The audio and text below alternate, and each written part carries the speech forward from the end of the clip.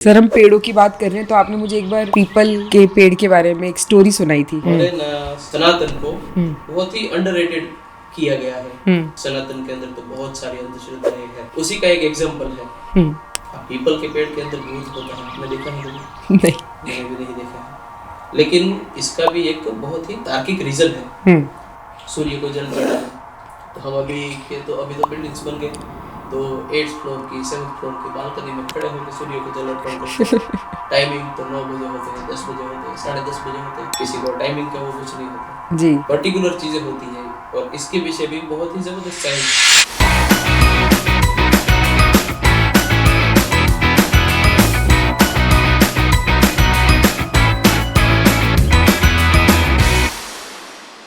Hello दोस्तों and welcome to the Isha talk show. आज हम आपके लिए एक स्पेशल गेस्ट को लेकर आए हैं जो वास्तु के बारे में, एस्ट्रोलॉजी के बारे में आपको लॉजिकली समझाने वाले हैं। हमने बहुत सारे पॉडकास्ट देखे हैं, बहुत सारी रील्स देखी हैं जिसमें हम बहुत सारा ज्ञान ऑलरेडी ले चुके हैं, लेकिन आज के पॉडकास्ट में हमें ये चीज़ समझ में आएगी कि एक्चुअल वास्तु है क्या, एक्चुअल एस्ट्रोलॉजी है क्या। तो चलिए टाइम वेस्ट नहीं करते हैं और हमारे गेस्ट को इनवाइट करते हैं। मिस्टर प्रग्नेश जानी जी बहुत ही लेजेंड एस्ट्रोलॉजी और वास्तु में बिलीव करते हैं। Welcome to the show sir. तो सर आज हम वास्तु के बारे में बात करेंगे, हम एस्ट्रोलॉजी के बारे में बात करेंगे, हम जेम स्टोन्स के बारे में बात करेंगे। तो मैं जानना चाहती हूँ कि आपने ये जर्नी कैसे स्टार्ट करी? जी, सबसे पहले तो मेरा नाम है प्रग्नेश जानी और मेरी टोटल एज है 32 इयर्स, और इसके अंदर, इस फील्ड के अंदर मेरा एक्सपीरियंस है 32 इयर्स में से 7 इयर्स रिमूव करके 25 इयर्स। क्योंकि जर्नी स्टार्ट हुई उसका मतलब कि ऐसे हुई कि भाई फर्स्ट या सेकंड स्टैंडर्ड में था मैं, और उस टाइम पे एक दिन होमवर्क कर रहा था, और मेरे फादर जो कि हॉरोस्कोप जो बोलते हैं हम, हॉरोस्कोप बनाने का काम था हमारा, तो वो हॉरोस्कोप बना के देते थे सबको, तो उसकी सर्विस प्रोवाइड करते थे। तो एक बार उन्होंने देखा होगा मुझे होमवर्क करते हुए, तो मेरी हैंडराइटिंग थोड़ी अच्छी आ रही थी, उनसे भी थोड़ी ज़्यादा अच्छी। तो भाई उनके दिमाग में पता नहीं क्या आइडिया आया, तो उन्होंने कहा कि भाई एक काम करना, मैं जैसे जैसे बोलूँ वैसे तुझे लिखना है। मुझे तो उस टाइम पे इतना पता भी नहीं था, तो फिर वो ऐसे फिंगर पॉइंट आउट करके मुझे दिखाते, जैसे फिल इन द ब्लैंक्स होता है ना, वैसी बुक आती थी। तो उसके अंदर वो, जिसको वो पुरानी वाली जन्मपत्री जो हम हाथ से बनाते थे उसकी बात है, वो बोलते जाते थे, मैं लिखते हुए जाता था। तो ऐसे करके वो पूरी जन्म कुंडली या जन्म पत्री मैं बनाता था और मेरे फादर बोलते जाते थे।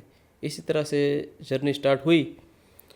8-9 स्टैंडर्ड तक आते आते तो खुद से पूरी बनाना सीख गया था, और फिर कुंडली खुद से बनाना सीख गया था। और शायद फर्स्ट ईयर वगैरह में था तब तक मैं तो उसको प्रिडिक्ट करना वगैरह भी सीख गया था, और उसके बाद से तो इसके अंदर का जो इंटरेस्ट है वगैरह वो अपने आप आता गया।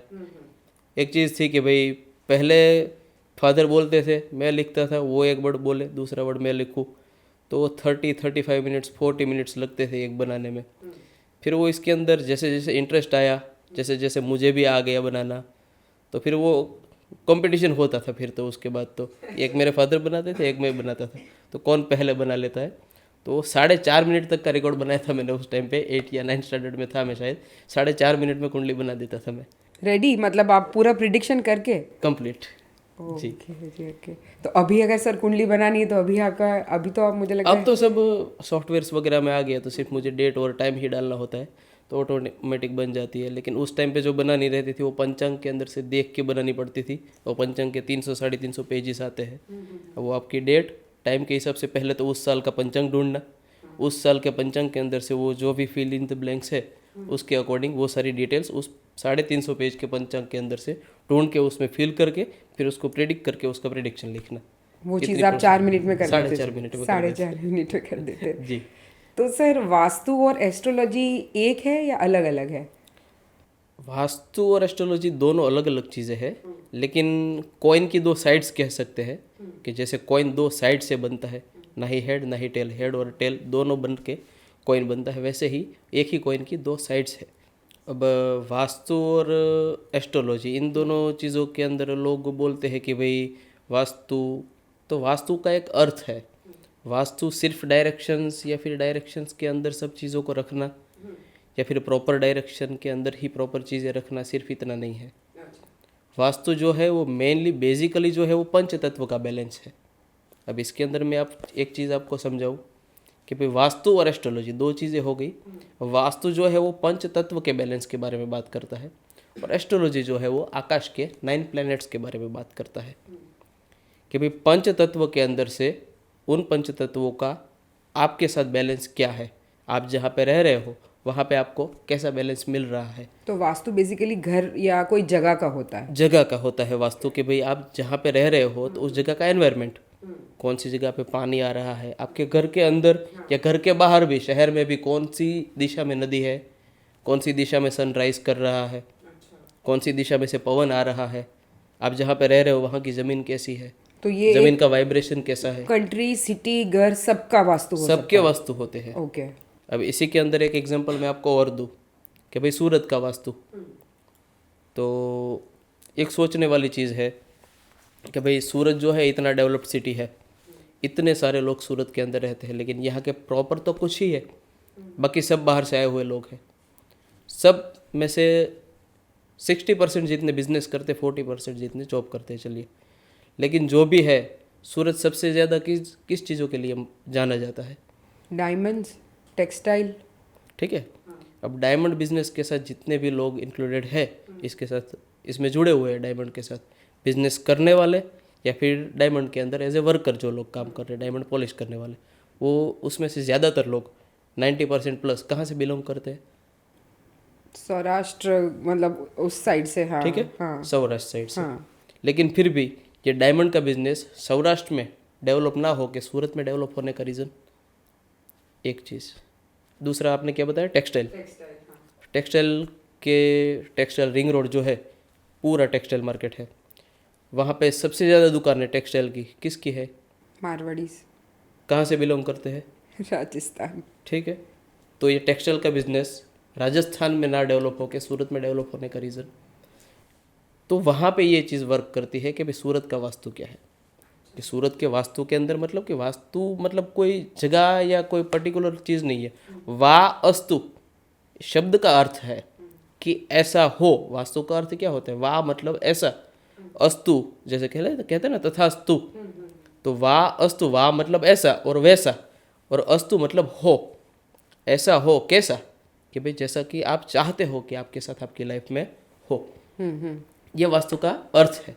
अब सूरत का नक्शा आप गुजरात के नक्शे के अंदर देखेंगे तो सूरत के अब वास्तु के अनुसार, वास्तु का जो मैप बनता है ना, तो भाई कहाँ पे पानी होना चाहिए, कहाँ से सूर्य प्रकट होना चाहिए, कहाँ से पवन की दिशा होनी चाहिए, ज़मीन कैसी होनी चाहिए, तो ये सारी चीज़ें आप मिलाओगे। और बेसिक्स की बात कर रहा हूँ, इन डिटेल की तो मैं बात भी नहीं कर रहा। और सूरत का नक्शा आप देखोगे तो आपको वो सारी चीज़ें फुलफ़िल होती मिलेगी कि भाई सूरत के वास्तु के अंदर वो सारी चीज़ें फुलफ़िल हो रही है। और इसमें सबसे ज़्यादा दो चीज़ों का इम्पोर्टेंस है, एक सूरत का पानी और एक सूरत की ज़मीन, जो इन सब लोगों को यहाँ पे अट्रैक्ट कर रही है। अच्छा। अट्रैक्ट से याद आया, एक और चीज़ है, आपने सुना होगा लॉ ऑफ अट्रैक्शन, मैनिफेस्टेशन, जो कि आज की ट्रेंडिंग चीज़ है। वेस्टर्न कंट्रीज़ में से आई है ये चीज़ें, मैनिफेस्टेशन, लॉ ऑफ अट्रैक्शन। अब लॉ ऑफ अट्रैक्शन जो है वो कहाँ कैसे वर्क करता है? लोग तो कहते हैं कि भाई आपको जो लाइफ में चीज़ें चाहिए, वो लोग जिन्होंने इस कॉन्सेप्ट को दिया है, तो वो कहते हैं कि भाई आपको जो चीज़ें चाहिए उनको अट्रैक्ट करना है आपकी ओर, तो आपको उनको बार बार रिपीट करना है। तो कहीं पे भी रिपीट करने बैठ जाओगे आप, यूनिवर्स सुनेगा। ठीक अगर है, हम बोलते हैं यूनिवर्स तो सुनेगा। लेकिन कहीं पे भी कैसे भी बैठोगे तो सुनेगा। तो ये लोग, चलिए कि ये कॉन्सेप्ट पूरे वर्ल्ड में फेमस हो गया, तो सब बोलने लगेंगे, तो सिर्फ बोलने से या सिर्फ ये चीज़ रिपीट करने से वो चीज़ वर्क करेगी? उसके अकॉर्डिंग उसको काम भी करना होगा। तो लॉ ऑफ अट्रैक्शन जो है उसका भी इन डिटेल में आगे ऐसा है कि वो एक पर्टिकुलर फ्रीक्वेंसी पे काम करता है। हर एक चीज़ों की अलग अलग फ्रीक्वेंसीज होती है। अब आपको मेरे साथ बात करनी है तो ज़रूरी नहीं है कि सिर्फ इतना काफ़ी हो कि आपको मेरा मोबाइल नंबर ही चाहिए। इसके साथ ही बहुत सी और चीज़ें होती है कि भाई आपका मोबाइल भी नेटवर्क में होना चाहिए, मेरा मोबाइल भी नेटवर्क में होना चाहिए, आपका मोबाइल भी रिचार्ज होना चाहिए, मेरा भी होना चाहिए। फिर आप मेरा मोबाइल नंबर डायल करोगे, उसको कॉल लगाओगे, फिर मेरे साथ बात हो पाएगी। ये सारे इतने सारे क्राइटेरियाज लगते हैं बात करने में भी। तो वो जो नंबर हो गया वो फ्रीक्वेंसी होगी मेरे साथ बात करने की। तो लॉ ऑफ अट्रैक्शंस की भी बहुत सारी फ्रीक्वेंसीज होती है। तो ये जो वास्तु है ना, ये मैनिफेस्टेशन जो है वो इसका मॉडर्न रूप है, लेकिन वो कहीं पे भी वर्क नहीं कर सकता। उसके लिए पर्टिकुलर वास्तु जगह जो है। मैंने उसका अर्थ बताया जी। कि भाई ऐसा हो जैसा आप चाहे, तो वो कब हो सकता है कि आप अपने आप को पंच तत्वों के बैलेंस में रखो तब। सर पहले एक बार ऑडियंस को हमारी एक्सप्लेन कीजिए पंच तत्व क्या है। पंच तत्व जैसे कि जिन पंच तत्वों से हमारा शरीर बना है, हवा, अग्नि, पानी, जमीन और आसमान, इन पंच तत्वों के बैलेंस के अंदर हमें रहना है। जो शरीर के बारे में कहते हैं ना कि भाई पंच तत्वों का शरीर था, पंच तत्वों में विलीन हो गया। वो जो भी तत्व थे, जब शरीर को अग्निदाह दे देते हैं तो फिर वो शरीर पंच तत्वों में विलीन हो गया। वो क्यों कहते हैं? वो उसी सब चीज़ों में विलीन हो गया जिसमें से ये बना है।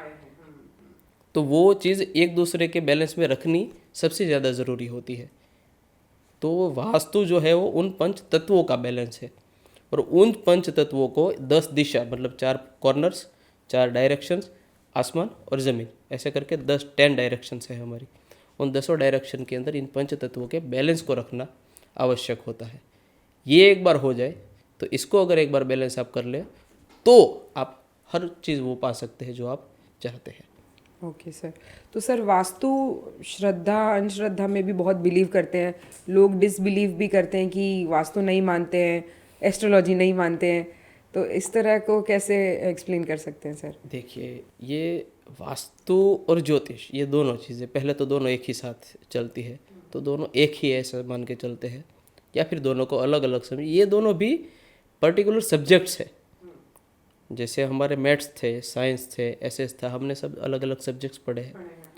ये तो अभी की एजुकेशनल सिस्टम जो चेंज हो गई, तो उसके बाद से पढ़ाए जाने वाले सब्जेक्ट चेंज हो गए पिछले 200 वर्षों में, और उसके आगे के 500 वर्षों के अंदर तो एजुकेशनल सिस्टम पूरी तबाह हो चुकी थी। मुगल जब आए थे उसके बाद उन्होंने सबसे पहले क्या किया, हमारी शिक्षा व्यवस्था को ध्वस्त कर दिया। जो नालंदा जलाई थी, तो आपने सुना होगा जीके के अंदर कि भाई नालंदा कितनी बड़ी यूनिवर्सिटी थी।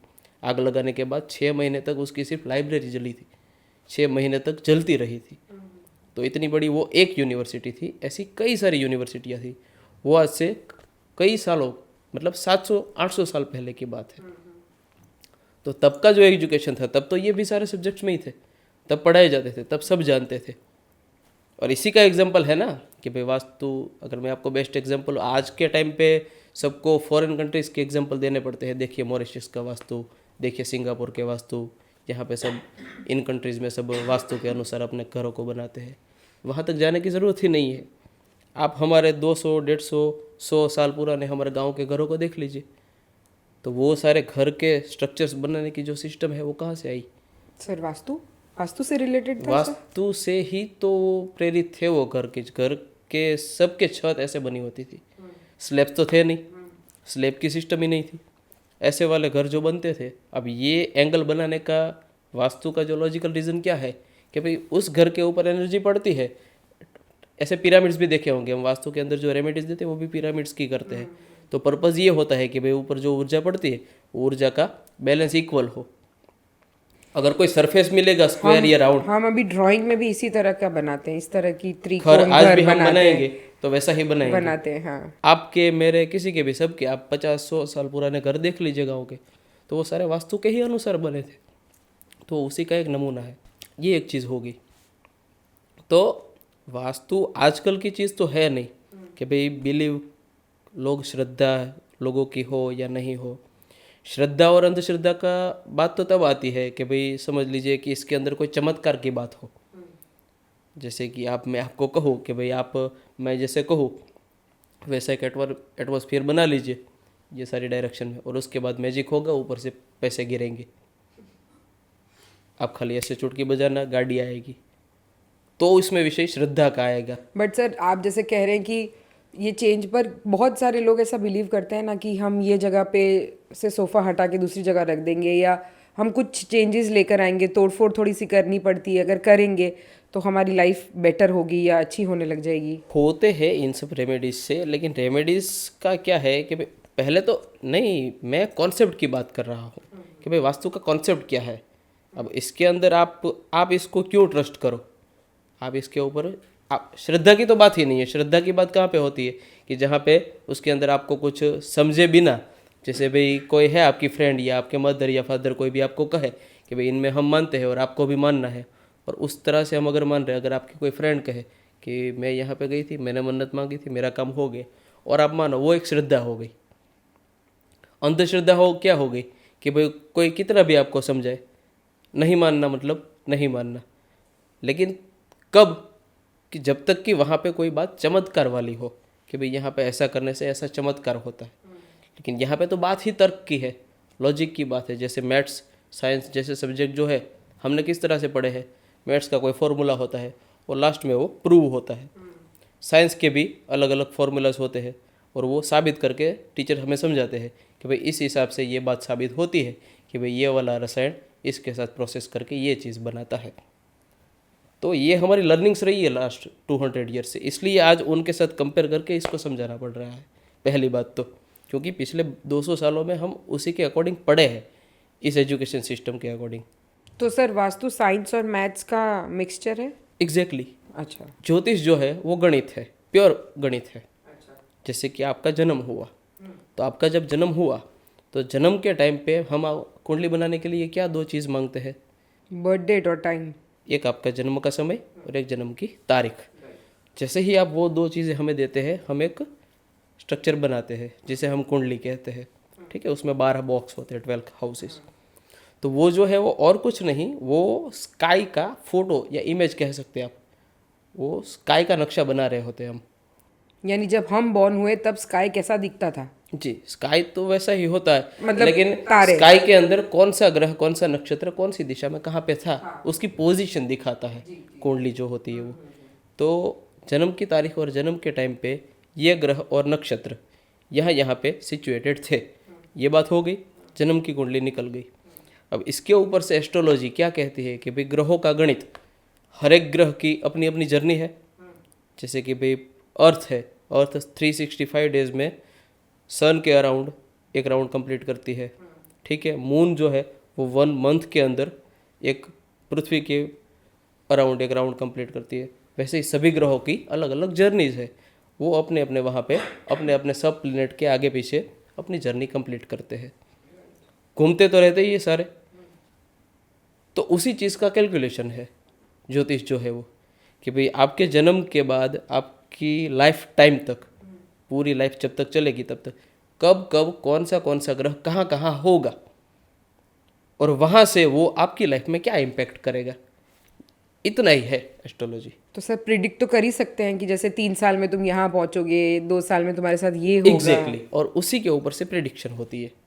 लेकिन पहले कैलकुलेशन होती है अभी कहाँ पे है, अब वहीं के वहीं कब तक रहने वाला है और हाउस कब चेंज करने वाला है, वो उसके टोटल नंबर ऑफ टाइम से पता चलता है। कि भाई शनि है 1.5 साल, 2.5 साल, 7.5 साल, 7.5 ही सुना होगा आपने, तो 2.5 साल एक राशि में रहता है।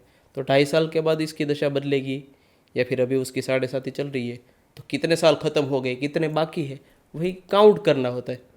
तो या तो 2.5 कम कर दिए या 2.5 बढ़ा दिए। तो वही कैलकुलेशन जो है वो ग्रहों की यात्राओं की कैलकुलेशन है, कौन सा ग्रह कब कब कहाँ कहाँ से गुजरते हुए कहाँ कहाँ पहुँचेगा और आपकी लाइफ में क्या इम्पैक्ट करेगा। तो उसी से एस्ट्रोलॉजी की प्रिडिक्शन होती है। तो सर ऐसा कोई केस आप बताएंगे हमें एग्जाम्पल की, आपने उनका प्रिडिक्ट किया हो, वो मानते नहीं हो एस्ट्रोलॉजी वास्तु में, और आपने प्रिडिक्शन की उनके बारे में और वही चीज़ हुई और वो मानने लग गए? रिसेंट की ही बात है, शायद बिफोर 1 और 2 मंथ। तो मेरे ग्रैंडफादर जो थे उनके यजमान थे। अब मेरे ग्रैंडफादर की 2 इयर्स बिफोर डेथ हो गई, तो उनके जो यजमान थे वो अब मुझे कांटेक्ट करते हैं। तो उसमें से एक कॉल आई थी कि भाई हमारा बच्चा जो है उसका दिखाना है। तो मैंने बुलाया था उनको अपने ऑफिस पे, तो उन्होंने कुंडली दिखाई, बोला इंजीनियरिंग कर रहा था लड़का। मैंने बोला इसको पढ़ाई में कोई तकलीफ़ वगैरह? बोला नहीं, पढ़ाई में तो एकदम होशियार है, फर्स्ट रैंक किया थी, फर्स्ट रैंक या सेकंड तक, और बहुत ही होशियार है बच्चा। तो बोले क्यों, ऐसा क्यों पूछ रहे हैं आप? मैंने कहा इसकी पढ़ाई मिस होने वाली है ना, लेकिन ऐसा कुछ लग तो नहीं रहा है। मैंने बोला ठीक है वैसे, और बाकी की 2-3 चीज़ें उनको जो प्रॉब्लम एग्जैक्टली थी जिनके लिए उनको दिखाना था कि भाई वो लड़का कुछ जो स्क्रिप्टिंग वगैरह करता था, उनको लिखना पसंद था, तो उसमें उसका फ्यूचर है कि नहीं। एक बेसिकली उन्होंने उस चीज़ के लिए बुलाया था, लेकिन उनको पता नहीं था कि वही दो चीज़ें वहाँ पे उस लड़के के साथ मिसमैच हो रही है। वो इंजीनियरिंग कर रहा है, उसका फ्यूचर कहीं और है। ये लोग समझ रहे हैं कि वो इंजीनियरिंग में टॉप कर रहा है। तो वो सारा मैं उनको सजेशन रेमेडीज़ वगैरह दे के मैं तो निकल गया था। मैक्सिमम 30-35 डेज़ के बाद उनकी कॉल आई मेरे पर, आप कहाँ पे है, हमें आज ही मिलना है आपसे। मैंने बोला क्यों, क्या हो गया?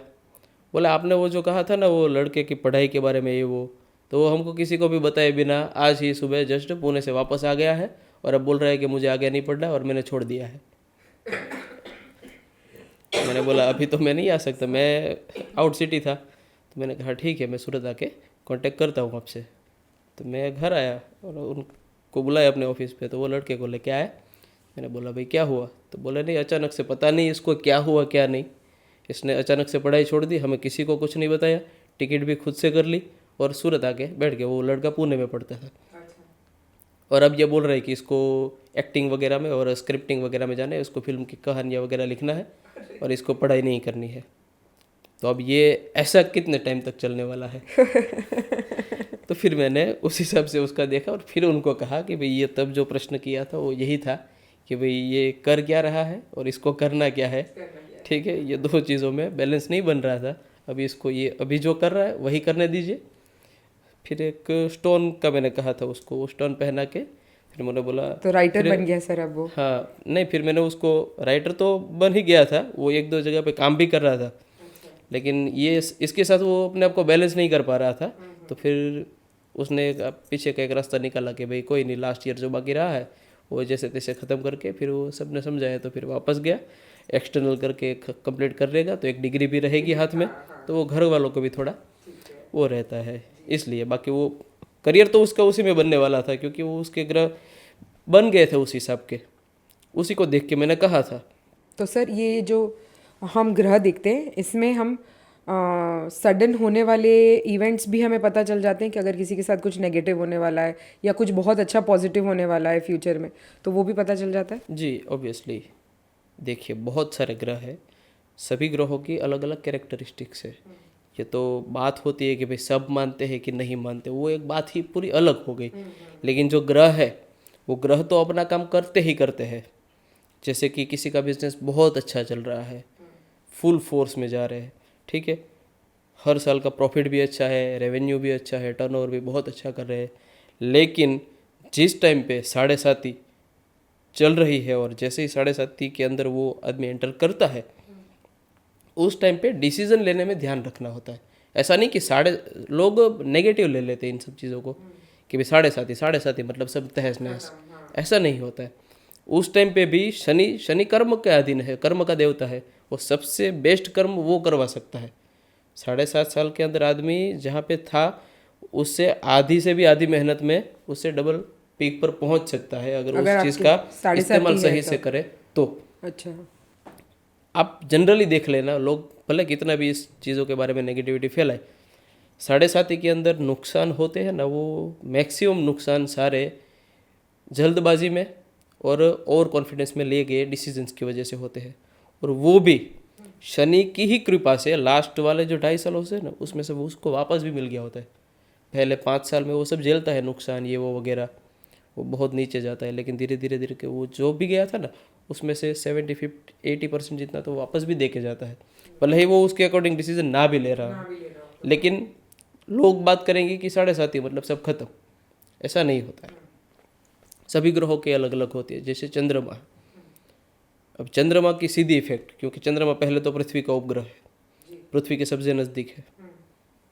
अब चंद्रमा सबसे ज़्यादा पानी के ऊपर प्रभाव डालता है, हाई टाइड्स लो टाइड्स, ठीक है। हाँ, अब पृथ्वी के ऊपर 70% वाटर है, 70% पानी है। मनुष्य के शरीर में भी 70% वाटर होता है। तो इन ही दो जगह पे चंद्रमा का सबसे ज़्यादा प्रभाव होता है। लेकिन कब? जब वो भी अपने फुल फोर्स में होता है। इनकी डिग्रीज होती है, जैसे एकम, द्वितीया, तृतीया, चतुर्थी, पंचमी, पूर्णिमा, अमावस्या, 30वां दिन, मतलब वैसे उन्हीं की सब डिग्री होती है। तो जो फुल फोर्स में 2 टाइम होता है, एक पूर्णिमा के दिन, एक अमावस्या के दिन। तो उस टाइम पे वो हर किसी के मन पे इंसान के ऊपर क्या असर रहेगा, वो मन पे असर डालेगा। तो वो इंसान उस दिन के दिन ठीक से डिसीजन नहीं ले पाएगा, कोई भी कोई भी। कि या किसी का चंद्रमा वीक है तो या कोई भी सर? ज़्यादातर लोग जिनके कुंडली में देखना होता है फिर वो कि भाई इनका चंद्रमा कैसा है, कि जिनको भी अफेक्ट कर रहा है उनका या तो चंद्रमा वीक है या फिर उनके कुछ प्रॉब्लम है। दूसरा पानी, तो पानी के अंदर सीधे इफेक्ट हमें क्या देखने को मिलती है, टाइड्स आती है, high tides and low tide. पूर्णिमा के दिन ही एक और चीज़ होती है, आप नोटिस करना कि सबसे ज़्यादा सुसाइड के केसेस पूर्णिमा के दिन होते हैं। आप 5 साल के, 10 साल के, 15 साल के डेटा निकाल के देख लेना कि मैक्सिमम केसेस कौन से दिन पे होते हैं। और कहा तो यहाँ तक भी जाता है कि भाई वो आगरा का जो सबसे बड़ा अस्पताल है वहाँ पे पूर्णिमा के ही दिन डॉक्टरों की संख्या भी बढ़ा दी जाती है, क्योंकि उसी दिन वो सब लोग ज़्यादा धमाल मचाते हैं। हाँ, ये भी चीज़ है। तो वो चंद्रमा की सीधी इफेक्ट है। अब वो किसी के मानने या ना मानने से कोई फर्क नहीं पड़ता, ये इफेक्ट है, मतलब ये फैक्ट है।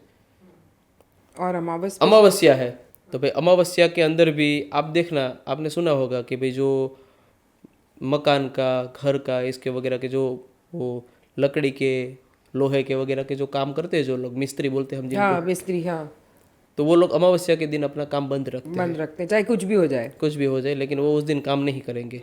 इसका भी ये रीज़न है ये कि भाई उस दिन के दिन उनके साथ कुछ ना कुछ अघटित होने की संभावना ज़्यादा रहती है, भले ही वो उसके काम के अंदर कितना भी मास्टर क्यों ना हो। लेकिन उस दिन ऐसा हो सकता है कि भाई उसको कहीं पे लग जाए, ठीक है। तो वो दुर्घटना को टालने के लिए उस दिन के लिए वो काम नहीं करते कि भाई शायद इन केस में अगर कोई गलती हो गई तो प्रॉब्लम हो सकती है। उनके काम भी रिस्की होते, तो वो भी माइंड पे इफेक्ट करता है। मन से ही होता है सीधे सब, कि भाई समझ लीजिए कि कोई काम कर रहा है लेकिन उसके अंदर कंसंट्रेशन नहीं हो पाया, तो उनका तो काम ही इतना रिस्की होता है। अगर कंसंट्रेशन थोड़ा सा भी आगे पीछे हुआ तो सीधा लाइफ पे रिस्क आ जाता है। तो अमावस्या के दिन वो सब अपना काम बंद रखते हैं, ये भी चंद्रमा की इफेक्ट के कारण। तो ये सब होते हैं अलग अलग ग्रहों के, सबके अलग अलग कैरेक्टरिस्टिक्स होते हैं। तो सर आप रेमेडीज क्या देते हैं? रेमेडीज़ के अंदर तो जैसे अलग अलग लोगों की, मैं समझती हूँ कि अलग अलग लोगों के अलग अलग कुंडली या अलग अलग क्वेश्चन के हिसाब से रेमेडीज होती है, बट एक कॉमन रेमेडी अगर सबको देनी हो तो क्या होगी सर? रेमेडीज़ के अंदर ऐसा है कि भाई या तो स्टोन पहनने की रेमेडी देते हैं, वास्तु के लिए है तो पिरामिड की रेमेडी देते हैं। ये दोनों चीज़ों के अंदर है मेन कॉन्सेप्ट जो है वो एनर्जी का है, कि भाई एनर्जी का बैलेंस उसका कहाँ पे नहीं बन रहा है, तो वो बैलेंस बनाने के लिए। अब स्टोन पहनाते हैं ना, तो उसके अंदर भी लोग कुछ, जैसा आपने पहले क्वेश्चन किया था, श्रद्धा अंधश्रद्धा, कुछ लोग मानते हैं, नहीं मानते हैं। नहीं मानते हैं वो कब तक कि भाई उसको उसके बारे में पता नहीं है तब तक, या फिर कोई इफेक्ट नहीं हो रहा इफेक्ट है। नहीं हो रहा है तब तक। लेकिन अगर आपको पता हो कि भाई आप जो ये स्टोन पहन रहे हो ये काम क्या करता है, और उससे भी ज़्यादा इम्पोर्टेंट कि वो कैसे काम करता है, तो मैं आपको एक बहुत ही अच्छा एक एग्जांपल देता हूँ। भाई आपके पास एक मैग्नीफायर ग्लास हो, वो आप किसी भी ऑब्जेक्ट के ऊपर, प्लास्टिक का या लकड़ी का ऑब्जेक्ट है उसके ऊपर उसको फोकस करवाओ, ऊपर के सन की रेज आ रही है ऊपर से, तो पीछे की साइड उसको फोकस थोड़ी देर पकड़ के रखने से क्या होगा, जल जाएगा सर। तो किया क्या मैंने, वो सन की जो रेज बहुत सारी आ रही थी उसको एक जगह पे मैंने अलाइन किया, और उस साइड तो खाली एक ही पॉइंट जाएगा एकदम पतला सा जो कि बैलेंस होगा, उस चीज़ से वो चलेगा। तो मैंने वो सन की एनर्जी को अलाइन किया और यहाँ पे उसको फोकस करवाया। तो ये स्टोन यही काम करते हैं। लेकिन उससे भी ज़रूरी चीज़, ये स्टोन होते क्या है, ये भी वो खदान वगैरह जो होती है जिसमें से डायमंड्स निकलते हैं, तो वैसे ही इनकी भी अलग अलग खदानें होती है, जो कि ऊपर जो हमारे ये जो प्लैनेट्स है ना, इसी के ये सब पार्टिकल्स है जो मिनरल्स उनके साथ, हाँ मिनरल्स वगैरह की वजह से, तो ये उनके साथ प्रोसेस कर सकते हैं। तो ऊपर से उन सब की ऊर्जा को, एनर्जी को इसके अंदर एब्जॉर्ब करने की इनमें क्षमता होती है, इसकी वजह से इन्हें पहनाया जाता है। तो सर ये कोई भी किसी भी हाथ में पहन सकते हैं? नहीं, इसकी भी अलग अलग फिंगर में अलग अलग वेन्स होती है। जैसे कि ये बृहस्पति पोखराज है तो इसके फर्स्ट फिंगर में ही पहन सकते हैं। Yellow stone. हाँ, ये माणिक है तो इसको सेकंड लास्ट में ही पहन सकते हैं। चंद्रमा या पन्ना हो तो इसको एकदम लास्ट में ही पहन सकते हैं। जैसे हम डॉक्टर के पास जाते हैं तो कहीं पे भी ग्लूकोज की बोतल नहीं लगा सकते, सिर्फ यहीं पे लगती है। क्यों? क्योंकि वो अंदर जाने की वेन यहीं पे होती है। तो वैसे इनकी भी सब फिंगर के ऊपर वेन्स होती है जिसमें से ही पर्टिकुलर कलर अंदर जाता है। तो ये उस ग्रहों के कलर को इसके अंदर उतारने का तो ये अगर स्टोन किसी को पहनना है तो वो ग्रह आप कुंडली देखकर बताते हैं? कुंडली देख करके बताते हैं कि भाई ये स्टोन पहनना है, लेकिन ये पहनने का रीज़न ये होता है कि भाई उसके शरीर के अंदर जन्म के टाइम पे या फिर उसकी हाल की दशा के अनुसार उसको कौन से ग्रह की ज़्यादा बैलेंसिंग की ज़रूरत। तो सर ऐसा कहते हैं कि ये स्टोन पहनते तो ये टच होना चाहिए फिंगर्स पे, तो ही वो असर करता है? टच मतलब कि एकदम माइनर टच भी हो तो चलता है, क्योंकि वो वेन को तो वैसे भी आसपास में तो वो कर ही लेते, क्योंकि इतनी सारी आसपास फैली हुई ऊर्जा है, उनको अलाइन करके इसमें ले सकता है, तो फिर यहाँ से भी वो वेन को ढूंढ के उसके अंदर उतार ही सकता है। तो इनकी पूजा करके पवित्र जी, करके इनको फिर एक्टिवेट करना होता है। अच्छा, मेन सबसे ज्यादा वही जी, है। एक्टिवेट करना होता है कि भाई क्या है कि भाई इसको भी कोई पाथ तो देना पड़ता है कि भाई कहाँ से इसके अंदर ऊर्जा लानी है, क्योंकि इसी रंग के जुपिटर के सिवा के भी और कलर के भी प्लैनेट्स, दूसरे प्लैनेट्स भी होते हैं, क्योंकि ब्रह्मांड इतना बड़ा है, तो इतने सारे ब्रह्मांड के अंदर प्लैनेट्स भी बहुत सारे हैं, तो अभी जुपिटर की ही एनर्जी हमें चाहिए, तो जुपिटर को एक्टिवेट करके, इसको एक्टिवेट करके उसका पाथ देना होता है। इसके सब्स्टिट्यूट में हम जाप बोलते हैं, अगर ये नहीं पहने तो हम जाप करवाने का बोलते हैं। उसी के अंदर आप देखेंगे तो आप देखेंगे 2 लाइन का जाप होता है, वो बार बार कंटिन्यूसली रिपीट करना होता है। अब जाप के बारे में आपने सुना होगा, हर एक जाप की अलग अलग संख्या होती है। अब इसके अंदर भी एक बहुत इंटरेस्टिंग चीज़ है, हर एक ग्रह के जाप के बाद में आप देखोगे ना तो उसकी पर्टिकुलर संख्या दी गई है कि इस जाप को कितनी बार करना है जिससे कि ये सिद्ध होगा। कितने भी मंत्र हो सर? नहीं, सबके पीछे हाँ, सबके पीछे वो आपको नंबर, अब तो गूगल में भी मिल जाता है सारी चीज़ें कि भाई कौन से ग्रह का जाप कितनी बार करने से वो सिद्ध होता है, तो वो मिल जाता है। जैसे सूर्य है, चंद्रमा है, मंगल है, शनि है, सबसे ज़्यादा टाइम शनि का होता है, 23,000 टाइम। मतलब ये कितने टाइम में बोलना होता है सर? वो एक साथ में सारे कंप्लीट पूरे करने होते हैं, 23,000 जब अगर अनुष्ठान times? करना हो तब। ओके। या फिर गुरु बृहस्पति जुपिटर है तो इसके 19,000 होते हैं, ठीक है। सूर्य होते हैं तो उसके 7,000 होते हैं। अब ये डिफरेंस क्या है, किसी के 7,000, किसी के 19,000, किसी के 23,000, तो ये जो डिफरेंस है वो क्या है? तो वो आप अगर एक बार सोलर सिस्टम देखोगे, हमारी पूरी सोलर सिस्टम को देखोगे कि भाई सन से लेके सैटर्न तक और उसके पीछे राहु केतु, तो पूरा उसका वो आप ग्राफ देखोगे ना सोलर सिस्टम का, तो आपको पता चलेगा कि पृथ्वी से कौन से ग्रह का डिस्टेंस कितना है। अच्छा, तो ये वो अमाउंट है, तो उसी कि के जैसे आप अकॉर्डिंग इनकी अमाउंट डिसाइड की गई तो है। जैसे आप बोल रहे हैं कि कि सर ये 7,000 है तो 7,000 बाद बोलो। हाँ, तो इतनी अच्छा। टाइम रिपीट करने से, क्योंकि समझ लीजिए कि हम दोनों बात कर रहे हैं, तो हमारे मुंह से जो शब्द निकल रहे हैं वो आपके कान तक जाके प्रोसेस तो हो गया, आपको समझ में आ गया, लेकिन उसके बाद भी ये कहीं तो जा रहे हैं, तो उनकी जो प्लेस होती है वो एक साथ सारे इकट्ठे होते हैं और वो वहाँ पे सिद्ध, इसी को सिद्ध करना बोलते हैं कि वो इतनी बार बोलने से वहाँ पे वो टच कर जाते हैं। तो शनि तक पहुँचाने के लिए 23,000 टाइम उसको रिपीट करना पड़ता है, और सूर्य जो है वो सबसे नज़दीक है तो उसका कम में हो जाता है। तो वही इन सभी ग्रहों के प्लैनेट्स के डिस्टेंस को भी रिप्रेजेंट करता है। तो ये कितने दिन में भी बोल सकते हैं ना? ऐसा तो नहीं है एक बार में बोलना है? 2 चीज़ें होती है इसके अंदर, एक हम आपको बोलते हैं कि भाई इस ग्रह का जाप करो आपके लिए अच्छा है, लेकिन वो आपकी कुंडली में भी अच्छा हो, इतना ज़्यादा बुरा ना हो, और दूसरा होता है लो डिग्री का हो। 2 अलग अलग चीज़ें होती है, वो टेक्निकलिटी होती है उसके अंदर की, तो 2 अलग अलग चीज़ों में अलग अलग केस होते हैं। एक में एक्टिवेशन ज़रूरी होता है तो वो एक साथ में कंप्लीट करना होता है, 19,000 टाइम बृहस्पति को कंटिन्यू होता है। लेकिन कोई एक होता है कि भाई इसको करना आपके लिए शुभ है, तो वो आप हर बृहस्पतिवार के दिन, गुरुवार के दिन जितनी भी बार हो सके उतनी बार आप कर सकते हो, वो आप कर सकते हो। दूसरा वाला जो है वो किसी स्पेशलाइज पंडित जी वगैरह के पास करवाना पड़ता है।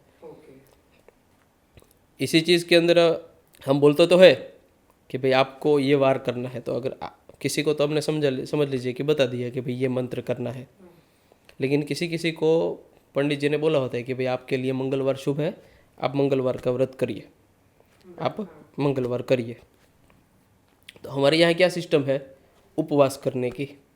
अब हमारे यहाँ उपवास की बहुत ही अलग डेफिनेशन है, हमारे यहाँ नहीं, मतलब सब जगह पे उपवास का अर्थ ही चेंज हो गया है। अब उपवास किसे कहते हैं, पहले बात तो तो उसका भी अर्थ जो है वो नाम में है।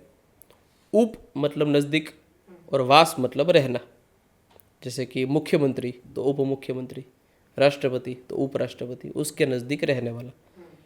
तो वैसे ही उपवास मतलब के नज़दीक रहना। किसके? तो भाई अगर मैंने आपको कहा है कि भाई आपको सोमवार का उपवास करना है तो आपको चंद्रमा के या फिर भगवान शिव जी के नज़दीक रहना है। मंगलवार का कहा है तो आपको गणपति जी के नज़दीक रहना है। ठीक है। शुक्रवार का कहा है तो आपको महालक्ष्मी जी के नज़दीक रहना है। शनिवार के दिन तो आपको हनुमान जी के नज़दीक रहना है। तो शनिवार के दिन, शनिवार का एग्जाम्पल लेते हैं कि भाई शनिवार के दिन आपको शनिवार का उपवास करना है तो आपको शनिवार के दिन नहा धो के तैयार होकर आसन बिछा के पूरे दिन जो भी आपको अनुष्ठान मंत्र जप तप जो भी आता हो वो सिर्फ और सिर्फ हनुमान जी को डेडिकेटेड होके करना है। और वो डेडिकेशन लेवल इतना होना चाहिए कि आपको खाना भी नहीं खाना है। तो हमने वो बाकी का सारी चीज़ें हमने एलिमिनेट करके खाना नहीं खाना है उसको पकड़ लिया। तो आजकल तो हम अगर आउटिंग पे अगर बाहर भी लोग जाते हैं तो बोलते हैं कि नहीं भाई आज मेरा उपवास है, लेकिन तू बाहर है उपवास कैसे हो सकता है? पर फरार और ये सब तो खाते ही है सर। वो सारा कॉन्सेप्ट ही चेंज हो गया Concept change धीरे है। धीरे। वो वाली गेम जैसा हो गया। पीछे कोई खड़ा है, वो आगे वाले को कान में कुछ कहता है, फिर उससे आगे वाला, तो एकदम आगे आते आते उसका वर्ड चेंज हो गया और उसका मीनिंग भी चेंज हो गया। उपवास का मतलब ये होता है कि भाई आपको उनके नज़दीक रह के उनकी पूजा अनुष्ठान सिर्फ उनका तब तब करना है। भगवान आपको नहीं कह रहे कि आप खाओ या नहीं खाओ। हाँ, तो ये पहले के टाइम की बात है। तो पहले काम में से फ्री टाइम के अंदर मनोरंजन के तौर पे सिर्फ भोजन रहता था, तो वो भी छोड़ दिया था। इसलिए उस टाइम पे भोजन का उपवास होता था कि भाई उपवास के साथ साथ भोजन भी नहीं करना है और सिर्फ भगवान का नाम लेना है। अभी के टाइम पे तो डिस्ट्रैक्शन की बहुत सारी चीज़ें हैं भोजन के अलावा भी, जैसे कि मोबाइल है, टेलीविज़न है, इंटरनेट है। तो बहुत सारी चीज़ें छोड़नी ज़रूरी है, सिर्फ भोजन नहीं। पहले तो कुछ हुआ भी नहीं करता था, तो वो सारा कंसेप्ट ही चेंज हो गया। बाकी उपवास का मतलब होता है भगवान के नज़दीक रहना। तो उस दिन आपको अपने पंडित जी से कोई मंत्र लेना चाहिए कि भाई मैं कौन से मंत्र का जाप करूँ उस दिन। वो थोड़ा आप तर्क करोगे तो आपको जवाब मिलेगा। आप पंडित जी ने बोल दिया सोमवार का व्रत करो, आपने बोल दिया हाँ और आपने शुरू कर दिया, और आप कौन सा कर रहे हो कि दोपहर को कौन सी वेफर खानी है और रात को कौन सा जूस पीना है, आपने वो वाला उपवास शुरू कर दिया। अब आप इसके अंदर थोड़ा डिटेल में जाएंगे तो आपको पता पर चलेगा। सर लोगों को पता ही नहीं है उपवास का मीनिंग। जैसे अब आपने बोला कि उपवास का मतलब ये होता है तो जाकर पूछेंगे कि आप कुछ मंत्र भी दीजिए, जी, वरना आपने कह दिया कि मंगलवार सही करना है, बात ठीक है। है सर मंगलवार करेंगे। तो वैसा उपवास इस तरह से करने चाहिए कि भाई जिस वार के दिन जिस पर्टिकुलर देवता का वार व्रत आप कर रहे हो तो सिर्फ उनका ही तप करना है। और उस दिन डेडिकेशन लेवल ये चाहिए कि भाई किस कंसंट्रेशन से करना है कि भाई खाना पीना मोबाइल ये वो सब भूल के सिर्फ उनका नाम लेना है, वैसे करके करना है, वो होता है तब उपवास। बाकी सिर्फ खाना छोड़ना तो वो तो आज के समय में डाइटिंग हो गया। ठीक है। तो उपवास का वो पूरा कॉन्सेप्ट ही चेंज हो गया है। जी। तो सर अब हम जैसे रेमेडीज़ के बारे में बात करी, अंधश्रद्धा के बारे में बात करी, ये सब वास्तु एस्ट्रोलॉजी सब चीज़ इससे कनेक्टेड भी है। जैसे आपने अमावस के बारे में बताया, चंद्रमा के बारे में बताया, लेकिन वास्तु एक जगह का आपने बताया कि घर का हो गया, एस्ट्रोलॉजी यानी कुंडली से रिलेटेड हो गया। लेकिन अगर किसी की, जैसे आपने मुझे एक बार बताया था कि किसी की लाइफ में प्रॉब्लम है तो वो वास्तु वाले को ढूंढेगा या एस्ट्रोलॉजी वाले को ढूंढेगा, फिर उसके पास जाएगा। तो ये बात जो है ना वो एक इस चीज़ का यूज़ क्या है। पहली बात तो कि भाई आपको एस्ट्रोलॉजर के पास या फिर वास्तु कंसल्टेंट के पास कब जाना है, जब आपको तकलीफ है। ठीक है। लेकिन ये भी जैसे मैंने वो अभी आपको उपवास वाली बात कही कि भाई पूरा कॉन्सेप्ट चेंज हो गया, उसी तरह से अब वो चीज़ क्या हो गई कि भाई जब ज़रूरत पड़ती है तभी लोग ढूंढते हैं और उसी के बाद कंसल्टेशन लेते हैं। लेकिन ये सिर्फ इतने के लिए नहीं है कि भाई ये प्रॉब्लम के सॉल्यूशन के लिए की चीज़ ही नहीं है ये। अब ये कंसल्टेशन की चीज़ है। जैसे मैं आपको एग्जांपल दूं कि भाई डॉक्टर के पास कंसल्टेशन आप दो तरह से ले सकते हो। एक कि भाई आप क्वार्टरली या आफ्टर 3 मंथली या हर 6 मंथ में एक बार अपना फुल बॉडी चेकअप करवा लीजिए, डॉक्टर का रूटीन चेकअप करवा लीजिए और देखते रहिए। और डॉक्टर आपको टिप्स देते, हाँ भाई ये खाना है, ये नहीं करना है, ये करना है और ये नहीं करना है, डूज एंड डोंट्स आपको बता देते हैं और आप फुल फिट रहते हैं। ये आप क्यों करते हैं? ताकि आप बीमार ना पड़े।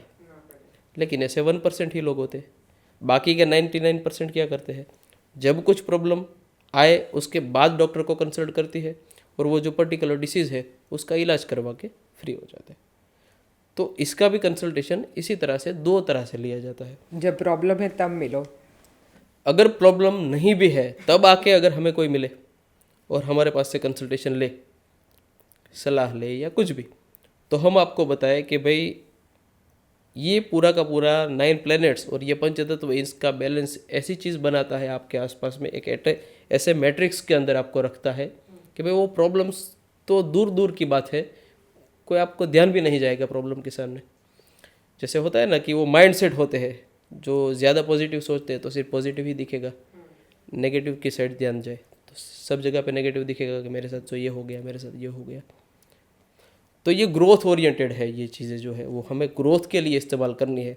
लेकिन अभी के जनरल बेसिक 2 ही क्वेश्चन आते हैं, एक शादी नहीं हो रही और एक जॉब नहीं मिल रही। इसी क्वेश्चन के लिए लोग आ रहे हैं, और वास्तु के लिए कॉमन एक ही चीज़ के लिए आते हैं, नया घर लिया है तो देखना है पर्टिकुलर जहाँ पे आप काम कर रहे हो तो वहाँ का एनवायरनमेंट है कि नहीं, कि जो आपको आगे बढ़ा सकता है कि नहीं। जहाँ पे आप अभी रह रहे हो भले ही वो रेंट का घर हो, लेकिन वो घर ऐसी जगह पे सिचुएटेड है कि नहीं कि जो यहाँ से रेंट में से आपको कल अपने मकान तक ले जाए, वो सब देखना होता है, और वो भी सिर्फ ग्रोथ के लिए। तो लोग उन सब चीज़ों को इग्नोर करते हैं, और प्रॉब्लम्स जब क्रिएट होती है उसके बाद उस सिर्फ और सिर्फ उस प्रॉब्लम के सॉल्यूशन तक इस चीज़ को रखा गया है कि भाई ये चीज़ें प्रॉब्लम के सॉल्यूशन के लिए है, लेकिन ये ऐसा है ही नहीं। तो सर हमारे पॉडकास्ट के लिए भी कोई रेमेडी दीजिए कि हम भी सक्सेस की राह पर, ग्रोथ पर पहुंच जाएं। हाँ, बस उसके लिए भी सेम चीज़ ही लगेगी कि भाई एक तो वास्तु और एस्ट्रोलॉजी, वो दोनों चीज़ों का मिक्स करेंगे। आपको पता होगा हर एक चीज़ों के एल्गोरिदम्स होते हैं। जैसे यूट्यूब का होता है, इंस्टाग्राम का होता है, अमेजोन वालों का होता है, फ्लिपकार्ट वालों का होता है। जो बड़ी बड़ी कंपनीज होती है उनका सबका एक एल्गोरिदम होता है, उसके अकॉर्डिंग सारी चीज़ें उनकी चल रही होती है। वैसे ही नेचर का एक एल्गोरिदम है। जैसे पेड़ पौधे, नदी, पर्वत, इतने सारे पशु पंछी और इंसान, इन सब को बना के रखा गया है। लेकिन एक साइकिल जो चलती रहती है ना, उन सब के अंदर सबका एक कॉमन वर्क सबको दिया है कि यहाँ पे नेचर को दे के जाना है या फिर देते रहना है, कंट्रीब्यूट करना है। नदी को आप देखोगे तो नदी की कैरेक्टरिस्टिक क्या है, जब वो किसी पहाड़ में से निकलना शुरू होती है ना, तो वो बूंद बूंद बूंद करके निकल रही होती है एकदम छोटी सी धारा से।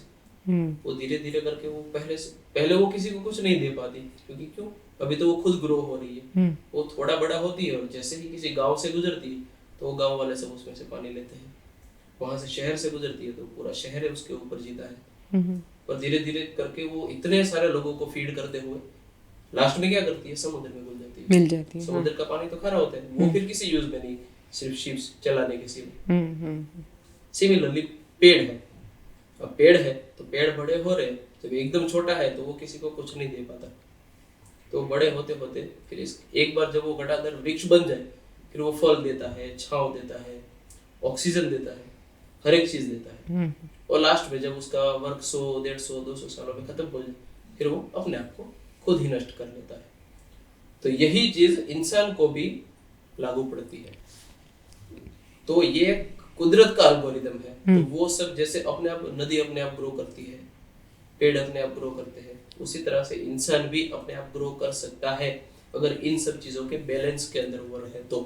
वास्तु के नियमों के मतलब पंच तत्वों के बैलेंस में अगर वो रहे, और 9 प्लैनेट्स की ऊर्जा जो कॉस्मिक एनर्जी हम जिसको कहते हैं वो उसके ऊपर प्रॉपर्ली पड़ रही हो, अगर वो कुदरत के मैट्रिक्स के अंदर सेंटर में आ गया एल्गोरिदम में, तो वो पता नहीं कहाँ तक जा सकता है, कितने भी ऊपर जा सकते हैं। वो उसके खुद की लिमिट ही नहीं है।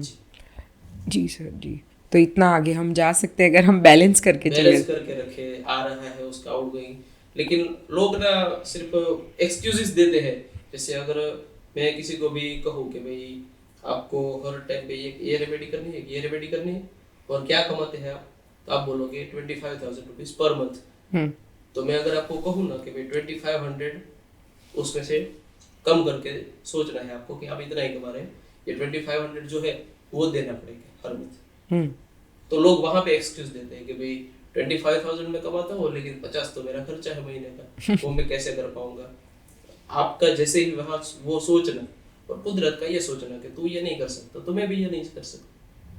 अगर वहां पे आप इस नियम के अनुसार चलोगे ना कि आप जो भी कमा रहे हो उसका 10% दशांश बोलते हैं इसको, बहुत डीप चीजें हैं इसके अंदर, इसको दशांश बोलते हैं। 10 का हिस्सा निकालते हुए चलो, भले ही 10,000 की सैलरी क्यों ना हो आपकी, 10,000 में से भी हर मंथ अगर 1,000 निकालते जाओ वो किसी भी अच्छे काम में यूज करो, ऐसे करके चलोगे तो ये एल्गोरिथम आपको तो लागू पड़ेगा। ओके।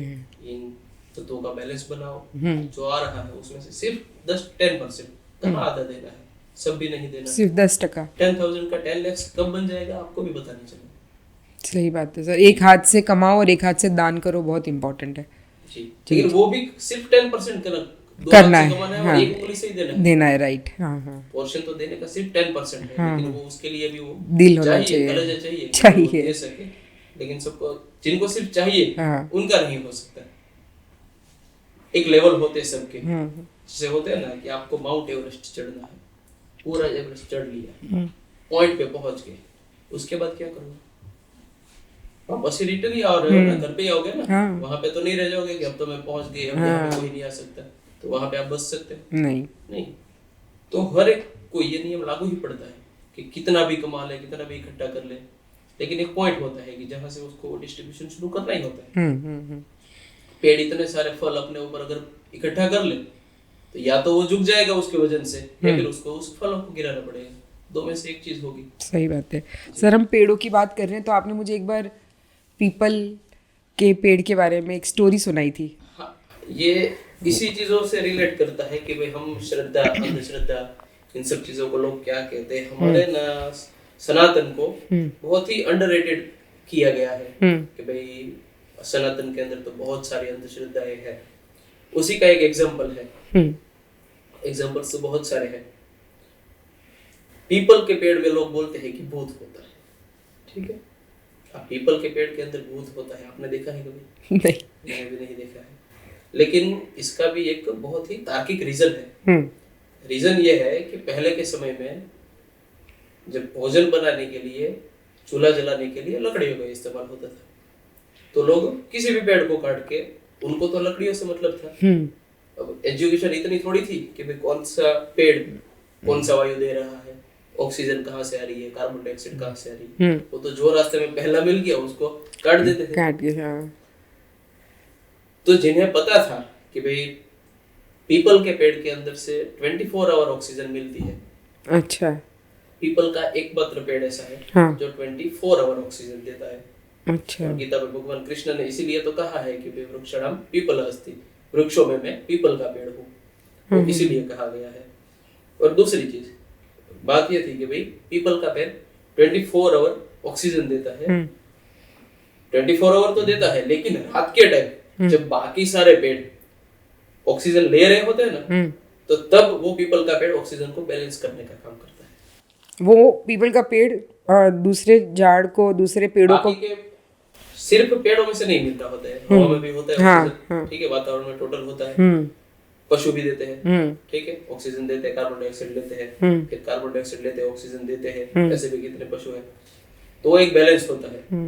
रात को ये बैलेंस इम्बैलेंस होता है जब सारे के सारे पेड़ ऑक्सीजन लेते हैं, दिन में वो सारे देते हैं, तो रात में लेते हैं, लेकिन रात में उनके ऑक्सीजन लेने की मात्रा इतनी बढ़ जाती है, इसलिए हमारे में कहा जाता है कि रात को पेड़ के नीचे नहीं सोना चाहिए, क्योंकि सफोकेशन होने की संभावना सबसे ज्यादा होती है। ओके, ठीक है। अब ये पीपल के पेड़ की बात, तो वो 24 आवर ऑक्सीजन देता है, तो रात को जब बाकी सारे पेड़ भी जब ऑक्सीजन ले रहे होते हैं ना, तो उस टाइम पे ऑक्सीजन को बैलेंस करने का काम पीपल के पेड़ करते हैं, इसलिए उनको न काटा जाए, इसलिए ऐसी बात फैलाई गई, जैसे एक कान में से दूसरे, दूसरे में से तीसरे, कि पीपल के पेड़ में भूत है, तो जो भूत जैसे लोग जो वो उनको काट नहीं डाले। अच्छा, इसीलिए ऐसी स्टोरी बनाई गई।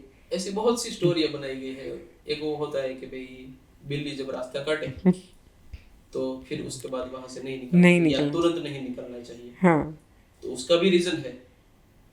इस चीज को भी देख के जो बहुत ही वो होते हैं ना, वो लोग बोलते हैं क्या अंधश्रद्धा में मानते हैं, ऐसा कुछ नहीं होता। ये ये भी 100 150 200 साल पहले की बात है कि जब व्हीकल्स में बैलगाड़ी घोड़े गाड़ी वगैरह जैसी गाड़ियां थी।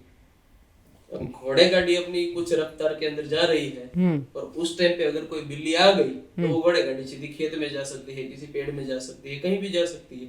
वो घोड़ा डर के मारे डिस्ट्रैक्ट हो जाएगा कि भाई बिल्ली को लागू चल दे, और बिल्ली तो अपनी स्पीड से निकलेगी। तो एक्सीडेंट्स को रोकने के लिए, उस टाइम के व्हीकल्स के एक्सीडेंट को रोकने के लिए कि भाई बिल्ली जब निकल रही हो तो घोड़े गाड़ी रोक देनी है और उसको निकल जाने देना है और उसके बाद जाना है। तो अभी लोगों ने धीरे धीरे कहावत बन गई और फिर बिल्ली के रास्ता काटने से अशुभ होता है, वहां तक पहुंच गई वो चीज। ऐसी बहुत उसके अंदर भी यही तर्क है, मतलब हर एक चीजों के अंदर तर्क दिया है हमारे धर्म में। जी जी। धर्म भी मतलब अपना सनातन जो है, हर एक चीजों के, सूर्य है, सूर्य को जल चढ़ाना। तो हम अभी तो बिल्डिंग्स बन गए, तो 8th फ्लोर की 7th फ्लोर की बालकनी में खड़े होकर सूर्य को जल अर्पण करते हैं। टाइमिंग तो 9 बजे होते हैं, 10 बजे होते हैं, 10:30 बजे होते हैं, किसी को टाइमिंग का वो कुछ नहीं होता जी। पर्टिकुलर चीजें होती है। और इसके पीछे भी बहुत ही जबरदस्त साइंस कि भाई सूर्य जो है जब उग रहा हो, उसका जो सूर्योदय का जो समय होता है उस टाइम पे पर्टिकुलर 7 से 7:30 के बीच में सूर्य दिखना भी शुरू हो जाए और पूरा ऊपर भी नहीं आ जाना चाहिए, इसलिए 7 या 7:30 का टाइम, उस टाइम पे आपको जल अर्पण करना है जमीन पे खड़े होके। जमीन के साथ भी आपके पैरों का टच होना, उसके साथ संपर्क होना जरूरी है। अच्छा। जमीन का वाइब्रेशन भी बहुत मैटर करता है। अच्छा। दोनों हाथों से कलश को ऐसे पकड़ के अपने आपका जो फोरहेड होता है उसके सामने बैलेंस करना होता है और उसमें से धारा गिरानी है। अच्छा। उसमें से धारा जो गिर रही है उस धारा में से सूर्य को देखना है। ओह, ये टेक्निक है सूर्य को जल अर्पण करने की। बारिश होती है, उसके बाद बारिश खत्म हो जाए, कहीं और जगह पे हो रही हो और बीच में आप देखना तो कहीं कहीं रेनबो दिखेगा। वो क्यों दिखता है? वो पानी में से सूर्य प्रकाश का इनकमिंग दिखाता है, इसलिए कहीं कहीं बारिश हो रही और उससे पीछे हो रही, उससे आगे सूर्य हो गया। तो सूर्य को जल अर्पण करते वक्त अगर इस टेक्निक से किया जाए तो आंखों की रोशनी, दिमाग का मेंटल लेवल, उन सब चीजों को वो चीज बैलेंस करती है। ओके। इस पर्पज से किया जाता है और इसकी ये टेक्निक है कि भाई जल चढ़ाते वक्त हाथ ऊपर, धारा जो गिर रही है उस धारा के अंदर से सूर्य को देखना। वैसे हम करते हैं, ऐसे करते हैं कभी भी अपने कंफर्ट पे उसको, हाँ वो बोलते हैं कहीं भी उसको एक वर्ड बोलते हैं सर, सगवड़ियो धर्म। हाँ अपने हिसाब से सब करते 9 हैं। बजे है, 9:30 बजे है, नीचे से कोई जा रहा है उसके ऊपर पानी गिर रहा है, सब बोलते कुछ। थे, उसको भी बोलते थे नहीं भाई प्रसाद मिल गया, सूर्य नारायण है, तो वो भी बेचारा कुछ नहीं बोल पाता ऐसे। जी जी। तो सर हम सूरत के बारे में बात कर रहे थे, तो मैं अगर सूरत में जैसे बिजनेस के बारे में आपने बात करी है, तो उनके लिए कोई एडवाइस स्टार्टअप वालों के लिए कि हाँ, वो कुछ अगर बिजनेस स्टार्ट करना चाहें तो कैसे कर सकते हैं? देखिए, एक तो 2024 सबके लिए बहुत ही अच्छा होने वाला है। अच्छा। सबके लिए अच्छा होने वाला है, कोई भी राशि। जी हाँ। और पर्टिकुलर 2024 के अंदर सूरत वालों के लिए तो सूरत तो देखिए पहले से ही एक ऐसी भूमि रही है कि यहाँ पे जितने भी लोग आए हैं उन्होंने अपने आप को ग्रो करा ही करा है। कुछ चीजें मैटर करती है, जैसे कि अभी अब मैंने जो कहा कि भाई हमारा विषय है कि भाई आपको अपने आप को सिर्फ कुछ बैलेंस में रखना है, पर ये प्लैनेट्स और पंचतत्व के बैलेंस के अंदर रखे तो कुछ भी कर सकते हैं और किसी भी चीज में सक्सीड हो सकते हैं। तो 2024 सबके लिए बहुत अच्छा है। बहुत अच्छा है। चलिए ठीक है सर। नंबर भी चेंज होगा। हाँ ठीक है, ये सब चीजें होती है। देखिए अभी जैसे मैनिफेस्टेशन, लॉ ऑफ अट्रैक्शन की जब बात हमने पहले की थी, तो वही एक चीज ऐसा नहीं है कि हमने वेस्टर्न कंट्री से इन्फ्लुएंस होकर सीखी है और यहाँ पे बहुत ट्रेंडिंग हो रही है। कुछ और चीजें भी है, जैसे न्यूमरोलॉजी है। तो लोगों को क्या है कि भाई एग्जांपल देके समझाओ कि भाई विराट कोहली 18 नंबर, 18 का टोटल 9, ये भाई अपना Rohit Sharma 45 number Jersey number 5 और 4 का टोटल 9, तो इनके टोटल है तो उन्होंने न्यूमरोलॉजी के हिसाब से रखे। लेकिन सिर्फ इतना नहीं है, ये न्यूमरोलॉजी जो है वो भी एक पार्ट ऑफ एस्ट्रोलॉजी, एस्ट्रोलॉजी के अंदर का एक पार्ट है कि भाई आपके लिए कौन सा, वो तो उसके लिए, आपके लिए कौन सा नंबर बेटर है वो भी ये चीज बताती है, आपके लिए कौन सा नाम बेटर है वो भी ये चीज बताती है। तो सर हमारे लिए बताइए ना, जैसे 19th है तो 9 and 1 हो गया तो 1 नंबर हो गया। जी जी। 1 नंबर लीडरशिप की क्वालिटी दिखाता है। 1 नंबर जिनका होता है वो लीडर ज्यादा होते हैं। वो किसी ना किसी चीज को लीड कर रहे होते हैं और उस चीज में वो बहुत अच्छा कर सकते हैं। 9 नंबर जो है, तो 9 नंबर वैसे करें तो लक को रिप्रेजेंट करता है। 9 नंबर अपने आप के अंदर भी, इसके अंदर बहुत ज्यादा नहीं, थोड़ा सा डिटेल में जाए तो 9 नंबर खुद अपने आप में भी सुप्रीम नंबर है। 9 का टेबल अगर आपको पता हो ना, तो 9 1 जा 9, 9 2 जा 18, 18 का टोटल 9, 9 3 जा 27, उसका भी टोटल 9, 90 तक आप जाओगे पूरे के पूरे टेबल का टोटल 9 होता है। हाँ, ऐसा दूसरे और किसी भी टेबल में नहीं होता है। बच्चा माँ के पेट में 9 महीने रहता है। ग्रहों की संख्या 9 है। माता जी की आराधना 9 दिन होती है, इसलिए नवरात्रि कहा जाता है।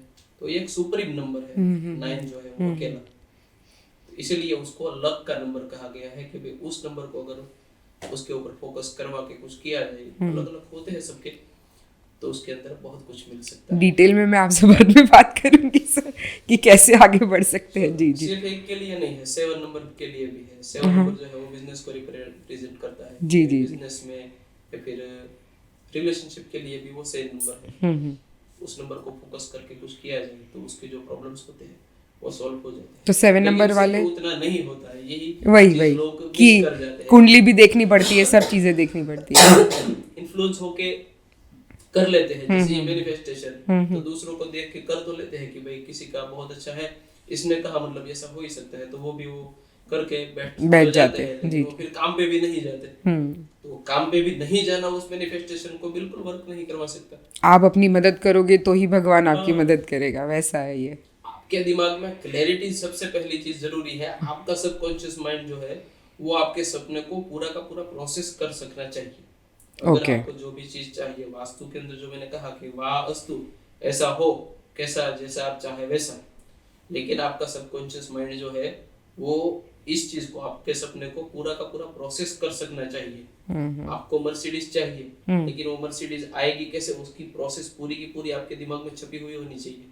ऐसा नहीं कि आप 15,000 की जॉब कर रहे हो, इसमें से ही मर्सिडीज चाहिए, तो दोनों का मैचिंग नहीं है। सही है सर। तो सर ऐसी कोई दिशा भी होती है? तो उस चीज के अंदर ये चीज ऐड कर सकते हैं कि इसके अंदर फिर उसके अकॉर्डिंग आप चलो, तो उसके अंदर ऐसा कोई डेविएशन नहीं आएगा कोई कि आपको उसके अंदर से नीचे गिरा है, अगर आप इसके अकॉर्डिंग चलो, और वहां तक ले जा सकता है। लेकिन वो पाथ आपके माइंड में क्लियर होना चाहिए कि आप वहां तक पहुंचोगे कि मैं इतना कमाऊंगा, इसमें से इतना सेव करूंगा और इस हिसाब से इस महीने में ये गाड़ी लूंगा, तो आप थोड़ा ऊपर नीचे हो सकता है लेकिन आप पहुंच सकते हो। धीरे करके कैसे ग्रो करूंगा, जी जी जी, पोस्ट से होते हुए जाके मैं वहां पे पहुंच के इसको लूंगा। जी जी, तो इसके अंदर ये चीज आपको इस चीज में होल्ड करके हेल्प कर सकती है कि आपको वहां से नीचे ना आने दे। हाँ हाँ हाँ, ठीक है। बाकी लाइफ की जर्नी है, कभी भी कुछ भी हो सकता है। तो कभी एक कोई छोटी बड़ी लॉस हो गई तो आप 5 साल पीछे आ गए, तो आपको वहां से शुरू करना पड़ेगा। तो वो जो गैप है वो ये चीज नहीं होने देगी जी अगर आप इसके अकॉर्डिंग चलोगे। तो ये चीज मैं ये पूछ रही थी सर कि जैसे आपने मैनिफेस्टेशन की बात करी, तो मैंने कहीं पढ़ा कि अगर आपके पास कोई दिशा होती है, उस दिशा पे अगर आप कोई चीज़ या फोटो लगाते हैं तो वो हम जल्दी मैनिफेस्ट कर सकते हैं, या वो चीज़ हमें जल्दी मिलने की संभावना होती है, ऐसा है सर? मैनिफेस्टेशन को हमारे ही इस शास्त्र के अंदर से पूरा का पूरा कॉपी करके पेस्ट किया गया है, लेकिन इस चीज को पूरा नहीं लिया गया है। इसकी कुछ चीजों को लिया गया, जैसे कि कोई डायरेक्शंस होती है, तो हमारा वास्तु डायरेक्शन के बारे में बात करता है। बैलेंस होती है, कोई पर्टिकुलर जगह होती है जो हमारे ध्यान मेडिटेशन वगैरह को दिखाता है। तो ये वास्तु का ही एक पार्ट है। लेकिन मैनिफेस्टेशन से किसी डायरेक्शन में भी अगर बैठ के अगर आप करो तो वो वैसे भी वर्क नहीं कर सकता अगर बाकी चीजों का बैलेंस वहां पे ना हो। जो मैंने आपको पहले बारी बात की, ये हर एक चीज आपको पता होगा, दुनिया की हर एक चीज फ्रीक्वेंसी में मेजर होती है। फिर वो चाहे आपका ब्लड का प्रेशर हो, फिर वो आपकी हार्ट की बीट हो, पानी का फ्लो हो, जमीन का वाइब्रेशन हो, अर्थक्वेक जैसे आता है, हाँ हाँ हाँ, पानी की जो लहरें आती, हाँ, हर एक चीज को फ्रीक्वेंसी के अंदर मेजर किया जाता है। वो भी फ्रीक्वेंसी ऐसे ऐसे पोर्शन में होती है। उन चीजों का बैलेंस, उसी का नाम ये चीज का बैलेंस है। Okay okay, thank you so much sir हमारे शो पे आने के लिए। आपने आज हमें इतना सारा नॉलेज दिया, इतना लॉजिकल एक्चुअली बताया कि वास्तु और एस्ट्रोलॉजी कैसे समझ सकते हैं, और सब चीज़ें अपने आजू बाजू ही है, बस हमें आंखें खोल के देखने की ज़रूरत है। तो मैं तो बहुत सी चीजें बहुत डिटेल्स जी में जी होती जी है, जी लेकिन सब चीजों को एक साथ में वो कर पाना थोड़ा मुश्किल होगा। जी, और हम वैसे भी एक एपिसोड में सारी फिर भी चीज़ें हमने आपसे की समझ थी नहीं पाएंगे। उसमें बहुत सी चीजों को हो सके उतना मैंने समझाने की या बताने की आपको जी कोशिश जी की। जी जी। लेकिन ये ज्ञान की बात है तो उसको तो कोई भी उसके अंदर पूर्ण नहीं हो सकता, ये भी एक बात है। तो सर आप सिखाते भी हैं? जी सिखाते भी है। हाँ, और मैंने उसके बारे में बात और नहीं खुद की। सीख भी रहे होते हैं। जी जी मैं अपने आप को भी खुद हमेशा कहीं पे भी अगर रिप्रेजेंट करता हूँ तो मैं ये इस चीज का प्रोफेसर हूँ, ये मैं इस चीज का स्टूडेंट हूँ, ऐसे ही करके रिप्रेजेंट करता हूँ मैं खुद को भी कि भाई मैं खुद भी ये ज्योतिष का अध्ययन कर रहा हूँ। जी जी जी मैंने ये अध्ययन किया है और आगे आगे ये सारी की सारी चीजें रिसर्च बेस्ड है मेरी। और इसमें से जो भी मैंने आपको कहा उसमें से 95% प्लस मेरी पर्सनल रिसर्च है। ओके ओके कुछ ही सर, चीजें होगी जो मैंने दूसरे के पास से मुझे पता चली और मैंने आपको यहाँ बताई। बताइए। हाँ हाँ जी सर, आपको कैसा लगा हमारे शो पर आकर? मुझे बहुत अच्छा लगा। आपको बात करके कैसा लगा हमसे कि हमने इतनी सारी आपको नॉलेज के बारे में पूछा और आपने बताया उसके जी लिए? लोगों के लिए भी बहुत अच्छा रहेगा कि जी जी उनको आपके माध्यम से इतनी सारी इन्फॉर्मेशन मिल पाएगी। जी और जी। इन सब चीज़ों के बारे में कि जिसमें अभी धीरे धीरे करके अवेयरनेस बहुत कम हो गई है, तो उसके लिए भी आपका ये कदम है कि लोगों को अवेयरनेस मिले। तो एक नेचर के ही एक कंट्रीब्यूशन के उसमें आप वर्क कर रहे हैं, तो ये आपको अच्छा ही करवाएंगे। Thank you so much sir, thank you so much for coming on the show sir. Thank you. आज आपके कितने सारे मिथ क्लियर हो गए अबाउट वास्तु एंड एस्ट्रोलॉजी। मैंने आपसे पहले ही कहा था कि ये पॉडकास्ट बहुत ही इंटरेस्टिंग होने वाला है। अगर आपके कोई भी क्वेश्चंस हैं तो हमें नीचे जाकर कमेंट बॉक्स में लिख के बताइए, आपकी बर्थ डेट्स बताइए, आपका टाइम बताइए। हम प्रज्ञेश जी को वापस इस शो पर लेकर आएंगे, वो लाइव आंसर्स देंगे आपके क्वेश्चंस के, और उस समय आपके सारे डाउट्स क्लियर हो सकते हैं। So stay tune with the Isha talk show and do follow our page on Instagram and subscribe our YouTube channel. Thank you.